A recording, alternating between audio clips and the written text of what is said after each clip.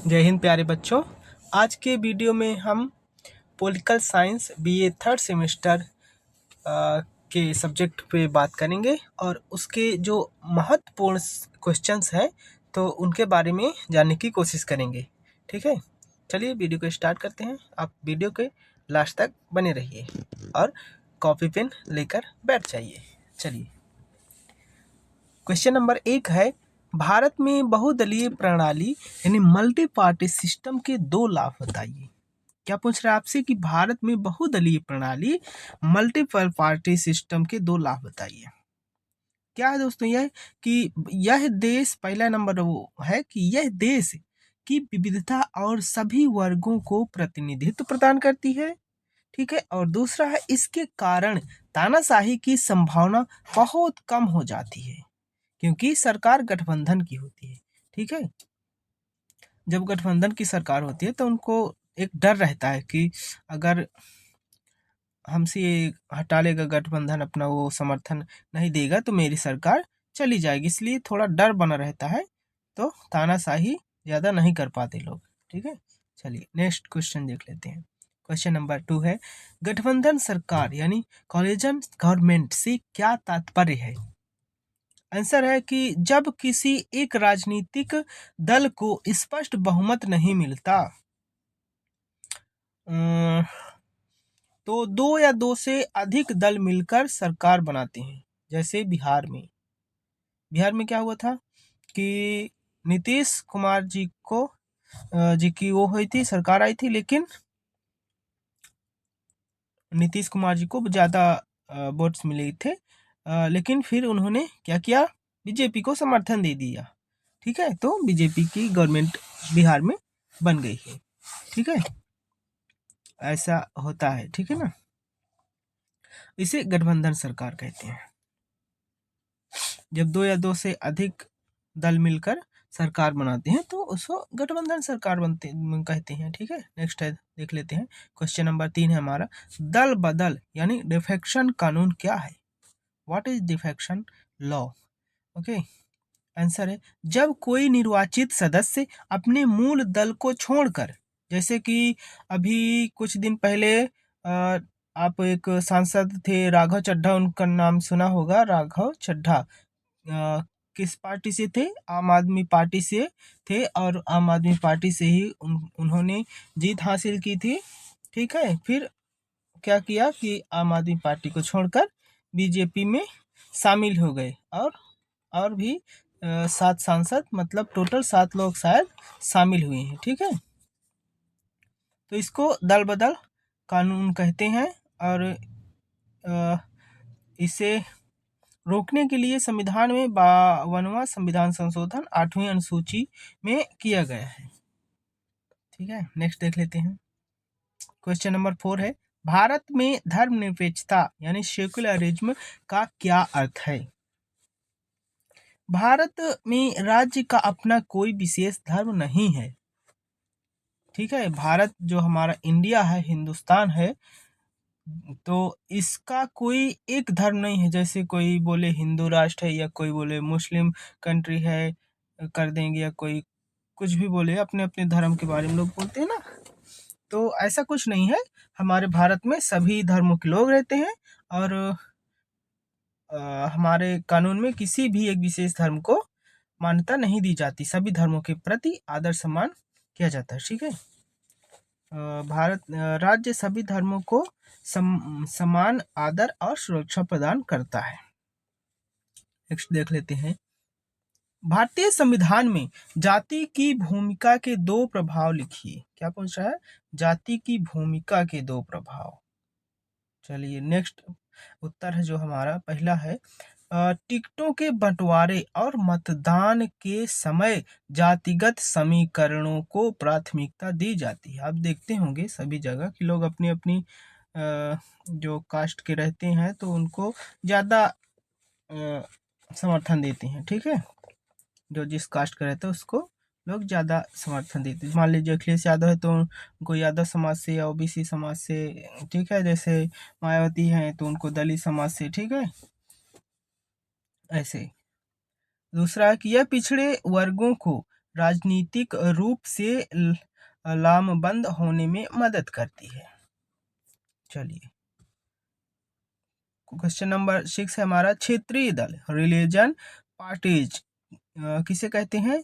Answer है वे दल जिनका प्रभाव और जनाधार किसी विशेष राज्य या क्षेत्र तक ही सीमित होता है। कौन से है? वे दल जिनका प्रभाव और जनाधार किसी विशेष राज्य या क्षेत्र तक ही सीमित होता है और जो क्षेत्रीय समस्याओं को उठाते हैं, जैसे सपा, बसपा, डीएमके आदि, ठीक है ना, इनको क्षेत्रीय दल कहते हैं। यानी वो अपने ही किसी एक ही राज्य के पार्टी हैं, या पूरे मतलब जैसे बीजेपी हो गई और कांग्रेस हो गई, ये पूरे भारत में ही सरकार बनाने की वो रखते हैं। ठीक है, नेक्स्ट है हमारा क्वेश्चन नंबर 7, पंथ निरपेक्षता यानी सेकुलरिज्म का भारतीय संदर्भ क्या है? पंथ निरपेक्षता का भारतीय संदर्भ क्या है? आंसर है भारतीय संदर्भ में पंथ निरपेक्षता का अर्थ है कि राज्य का अपना कोई आधिकारिक धर्म नहीं होगा, जैसे कि अभी पहले मैं आपको बताया था। ठीक है, और राज्य सभी धर्मों को समान संरक्षण व आदर प्रदान करेगा। सर्वधर्म समभाव, ठीक है, सभी धर्मों के प्रति आदर सम्मान करेगा राज्य। हालांकि अभी कुछ और ही हो रहा है, चलिए बाद में देख लेंगे। नेक्स्ट है हमारा क्वेश्चन नंबर 8, सकारात्मक कार्रवाई अफर्मेटिव एक्शन से क्या आशय है? सकारात्मक कार्रवाई, इसको भी देख लेते हैं कि आंसर है समाज के पिछड़े, शोषित व कमजोर वर्गों जैसे SC, ST, OBC को मुख्य धारा में लाने के लिए सरकार द्वारा दी जाने वाली विशेष सुविधाएं या आरक्षण यानी कि रिजर्वेशन नीति को सकारात्मक कार्रवाई कहा जाता है। आरक्षण इसीलिए दिया गया था ताकि जो दलित, पिछड़े, आदिवासी या SC, ST, OBC जो बहुत ही मतलब आर्थिक रूप से या सभी तरह से कमजोर है, उनको थोड़ा बराबरी में लाया जाए, इसके लिए आरक्षण दिया गया था। ठीक है, और आज भी वो कई जगह हैं जहाँ पे अभी भी वो उनकी जिंदगी वैसी ही है जैसे कि आज़ादी की पहले थी। नेक्स्ट देख लेते हैं, क्वेश्चन नंबर 9 है, राष्ट्रीय एकीकरण नेशनल इंटीग्रेशन के मार्ग में दो प्रमुख बाधाएं कौन सी हैं? हम देख लेते हैं कि राष्ट्रीय एकीकरण के मार्ग में सबसे बड़ी बाधाएं हैं सांप्रदायिकता यानी कम्युनलिज्म और क्षेत्रीय उग्रवाद, जो देश की एकता और अखंडता को चुनौती देते हैं। ठीक है, नेक्स्ट हमारा क्वेश्चन नंबर 10, स्थानीय स्वशासन यानी लोकल सेल्फ गवर्नमेंट को संवैधानिक दर्जा कब मिला? उत्तर है स्थानीय स्वशासन को 73वें और 74वें संविधान संशोधन 1992 के द्वारा संवैधानिक दर्जा मिला, जिससे ग्रामीण क्षेत्रों में पंचायती राज और शहरी क्षेत्रों में नगर पालिका व्यवस्था सुदृढ़ हुई। ठीक है, 73वें और 74वें संविधान संशोधन 1992 में ग्राम पंचायतों का गठन और जो नगर पालिका इनका हुआ था। ठीक है, ये ध्यान रखना, 73वें में है ग्राम पंचायत और 74 में है नगर पालिका, शायद देख लेना। क्वेश्चन नंबर 11 है, भारत में निर्वाचन आयोग यानी इलेक्शन कमीशन की स्थापना कब हुई थी? भारत में स्वतंत्र और निष्पक्ष चुनाव कराने के लिए 25 जनवरी 1950 को निर्वाचन आयोग की स्थापना की गई थी। कब की गई थी? 25 जनवरी 1950 को इलेक्शन कमीशन की स्थापना की गई थी और संविधान के अनुच्छेद 324 में इसका प्रावधान है। ठीक है, इलेक्शन कमीशन का 324 में अनुच्छेद 324 में दिया गया है, बताया गया है कैसे काम करेगी। ठीक है, क्वेश्चन नंबर 12 है 12, पार्टी डी अलाइनमेंट दलीय विचलन क्या है? दलीय विचलन क्या है? उत्तर है दोस्तों कि जब मतदाता किसी भी राजनीतिक दल के प्रति अपनी स्थायी वफादारी या जुड़ाव को छोड़ देते हैं और किसी निश्चित दल से बंधकर वोट नहीं देते तो उसे दलीय विचलन कहा जाता है। क्या कहा जाता है?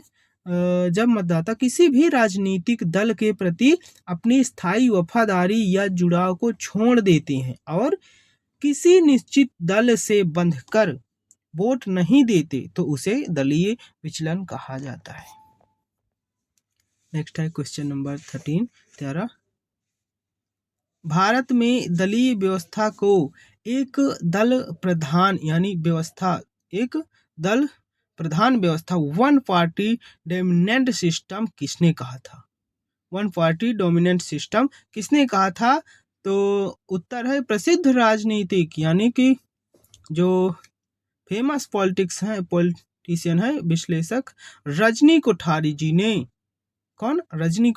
ने स्वतंत्रता के बाद के शुरुआती दशकों में कांग्रेस के दबदबे को देखते हुए क्या कहा था? भारतीय दलीय व्यवस्था को एक दल प्रधान व्यवस्था कहा था कि किसको?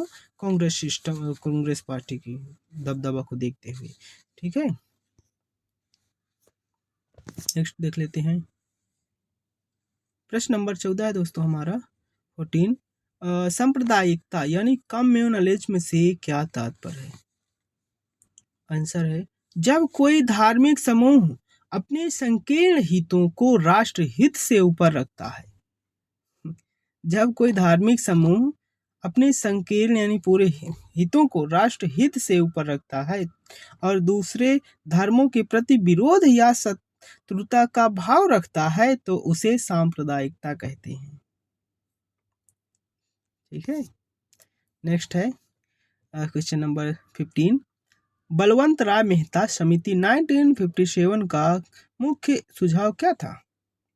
आंसर है इसका कि इस समिति ने भारत में लोकतांत्रिक विकेंद्रीकरण के लिए त्रिस्तरीय यानी 3 टायर पंचायती राज व्यवस्था लागू कराने का सुझाव दिया था।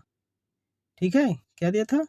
3 टायर यानी त्रिस्तरीय पंचायती राज व्यवस्था लागू कराने का सुझाव दिया था। किसने दिया था? बलवंत राय मेहता समिति ने 1957 में, जिसमें ग्राम पंचायत यानी पंचायत समिति और जिला परिषद शामिल है। क्वेश्चन नंबर 16 महिला सशक्तिकरण के लिए पंचायती राज में कितने प्रतिशत आरक्षण का प्रावधान है? तो आंसर इसका 73वें संविधान संशोधन के तहत पंचायती राज संस्थाओं में महिलाओं के लिए न्यूनतम 33% यानी 1/3 सीटें आरक्षित की गई हैं। हालांकि कई राज्यों में इसे बढ़ाकर 50% भी किया गया है, करने की कोशिश की जा रही है। अच्छी बात है। ठीक है, चलिए नेक्स्ट देखते हैं। क्वेश्चन नंबर 17 है तारकुंडे समिति 1974 किससे संबंधित है? तारकुंडे समिति का संबंध है दोस्तों चुनाव सुधारों यानी इलेक्शन रिफॉर्म से था। इसी समिति की सिफारिश पर आगे चलकर मतदान की न्यूनतम आयु यानी मिनिमम आयु 21 वर्ष से घटाकर कितनी कर दी गई है? 18 वर्ष कर दी गई। 18 वर्ष का अगर कोई हो गया है, बालक हो या बालिका हो, ठीक है, तो वह अपना वोट यानी डाल सकता है किसी भी पार्टी को जिसको वो पसंद करते हो या जो लगे कि यह अच्छा काम करती है। ठीक है, और हमें क्या करना है कि ये नहीं देखना कि ये हमारे जाति धर्म का है। ठीक है, हमें काम करने वाले बंदे को वोट देना चाहिए। नेक्स्ट देख लेते हैं। पहचान की राजनीति आइडेंटिटी पॉलिटिक्स क्या है? आइडेंटिटी पॉलिटिक्स क्या है? जब लोग राष्ट्रहित के बजाय, ध्यान से सुनना, जब लोग राष्ट्रहित के बजाय अपनी विशिष्ट पहचान जैसे कि जाति धर्म भाषा या लिंग के आधार पर संगठित होकर राजनीतिक अधिकारों और सत्ता में हिस्सेदारी की मांग करते हैं। ठीक है, मतलब उनको राष्ट्रहित से कोई मतलब नहीं, वो अपने लिए कर रहे हैं। ठीक है ना, अपने जाति धर्म के लिए करते हैं, तो उसे क्या कहते हैं? पहचान की राजनीति कहते हैं। ठीक है, नेक्स्ट देख लेते हैं।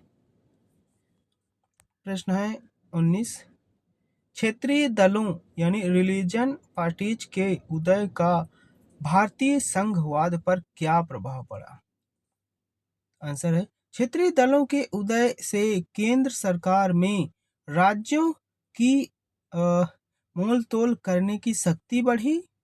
क्या हुआ है कि क्षेत्रीय दलों के उदय से केंद्र सरकार में राज्यों की मोल तोल करने की शक्ति बढ़ी है, और जिससे भारतीय संघवाद अधिक सहयोगी और व्यावहारिक यानी कोऑपरेटिव फेडरलिज्म बना है।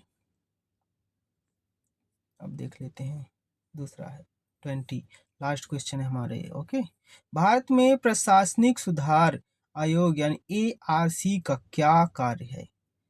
आंसर है कि इस आयोग का मुख्य कार्य सरकारी मशीनरी को अधिक जवाबदेह, पारदर्शी और कुशल बनाने के लिए प्रशासनिक व्यवस्था में सुधार के सुझाव देना है। ठीक है, क्या है? सुधार के सुझाव देना। ठीक है, तो ये थे हमारे BA थर्ड सेमेस्टर के कुछ इम्पोर्टेंट क्वेश्चन। आपको अच्छे लगे हो तो प्लीज़ वीडियो को लाइक, सब्सक्राइब एंड अपने फ्रेंड्स को शेयर कर सकते हैं। ये मैं आपको फोर्स नहीं करूँगा, आपकी मर्जी। ठीक है, मेरा काम मैंने कर दिया। चलिए, जय हिंद, अपना ख्याल रखिए, अपनी फैमिली का ख्याल रखिए। Bye bye.